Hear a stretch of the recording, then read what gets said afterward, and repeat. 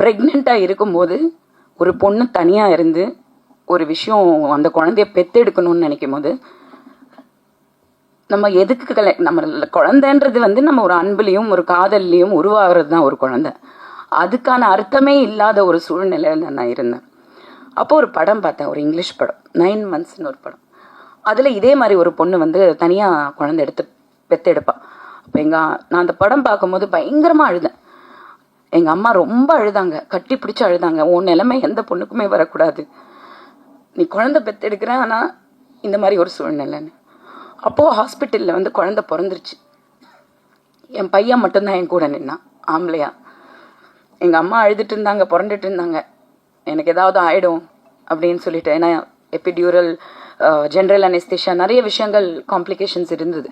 Second caesarean Jovika. அப்போ என் புள்ள மட்டும்தான் அப்படி 4 வயசு இந்த பக்கம் அந்த பக்கம் இந்த பக்கம் அந்த பக்கம், ஒரு குட்டி விஜயகுமார் மாதிரி நடந்துட்டு இருந்தான் ஹாஸ்பிட்டலில். அம்மம்மா வில் கில் யூ, ஏன்னா அவங்க பண்ணுற ட்ராமா பார்த்தா அவனே டென்ஷன் ஆகிட்டான். ஷீ வில் பி ஃபைன், அவன் நல்லா இருப்பான், நீ வாய மூடு அப்படின்ட்டு.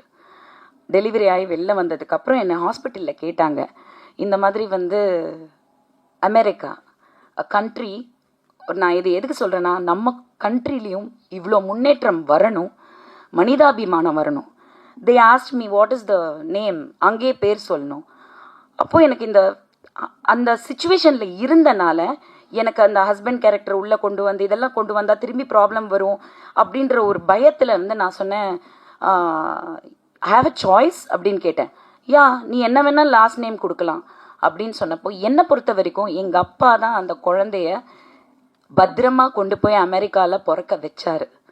ஸோ அந்த என் தகப்பனோட பேர் தான் என் குழந்தைக்கும் நான் கொடுக்கணும்னு நான் முடிவு பண்ணது தான் ஜோவிகா விஜயகுமார். ஸோ பேசுகிறவங்க, கமெண்ட் பண்ணுறவங்க எல்லாருக்குமே, she is born with the love of my father, her own grandfather. So Kareena கபூரையும் அமிதாப் பச்சனோட, அபிஷேக் பச்சனோட அவங்க பிள்ளைங்களையும் நீங்கள் வந்து ஏற்றுக்கும் போது ஜோவிகா விஜயகுமாரை கண்டிப்பாக நீங்கள் ஏற்றுக்கணுங்கிறது நான் இதை சொல்லணும்னு நினச்சேன். அந்த குழந்தையே வந்து இன்னைக்கு இதே மாதிரி ஒரு கதையில் ஒரு படம் தயாரித்து நான் அதை இயக்குவேன்றதை நான் நினச்சி கூட பார்க்கல. படம் பார்த்தா அந்த விஷயம் உங்களுக்கு புரியும். So I wanted to tell you the story. Thank you for the time.